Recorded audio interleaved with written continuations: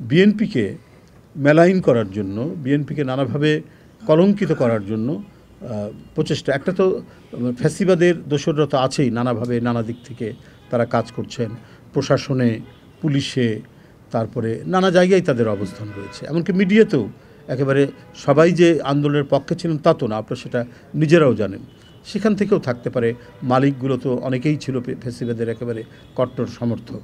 তো সেই কারণে আমরা যাতে আমাদের কার্যক্রম এবং রাজনৈতিক কর্মকাণ্ডগুলো যাতে অনেক স্বচ্ছ হয় এবং এখানে কোনো দিক থেকেই যাতে দোসররা ঢুকতে না পারে বা কোনো ধরনের অপপ্রচার বা অপতথ্য, যেটা আপনারাও দেখতে পাচ্ছেন দেশ বিদেশ থেকেও ছড়ানো হচ্ছে, সেগুলো যাতে করতে না পারে, এই সব পদগুলো বন্ধ করার জন্য এই নবায়ন কার্যক্রমটা অনেকখানি গুরুত্বপূর্ণ বলে আমরা মনে করি। আবার অনেকে দেখছেন যে আন্দোলনের পক্ষে হয়তো ছিলেন, কিন্তু মানে ওই যে ঘোলা পানিতে মাছ শিকার করার যে একটা বিষয় থাকে, সেই ধরনের ঘোলা পানিতে মাছ শিকার করারও আমরা প্রচেষ্টা দেখছি নানাভাবে। হাসিনার পতন হতে না হতেই সে পালিয়ে যাওয়ার সাথে সাথে আমরা নানা কথা শুনেছি, নানা ধরনের বক্তব্য আমরা পেয়েছি, যেটা অত্যন্ত অ্যালার্মিং। এবং সেগুলো কিন্তু আমরা যা বলছি সেটা কিন্তু আমরা প্রতিক্রিয়া। আমরা কিন্তু প্রথমেই যে এই গণতান্ত্রিক শক্তির বিভেদ হোক এই ধরনের কোনো কথা আমরা বলিনি, কিন্তু আমরা যখন দেখছি অন্যদের কাছ থেকে এই জিনিসটা আসছে, তখন তো আমরা তো একটা রাজনৈতিক দল, আমরা একটি বড় রাজনৈতিক দল বাংলাদেশের।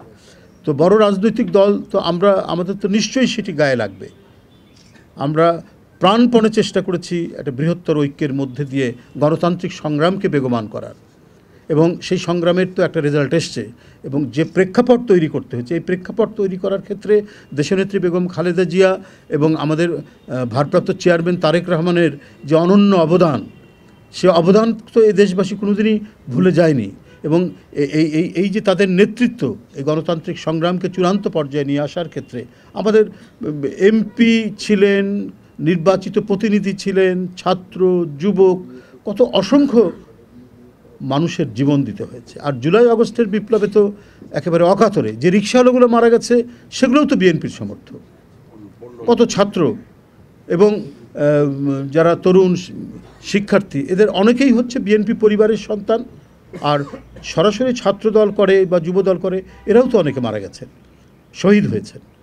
তো তারপরেও বিভেদের সুর যখন কেউ বাজান, বিভেদের মানে সুরের বাঁশি যখন আমরা শুনতে পাই, তখন আমরা মনে করি যে ওই যে কথাটি প্রথমে বলেছি সেটা মানে সেই যে ঘোলা পানিতে মাছ শিকার, সেই প্রচেষ্টা আমরা দেখতে পাচ্ছি বিভিন্নভাবে, বিভিন্ন ক্ষেত্রেই আমরা সেটা দেখতে পাচ্ছি, যেটা মোটেই কাম্য হওয়া উচিত নয়।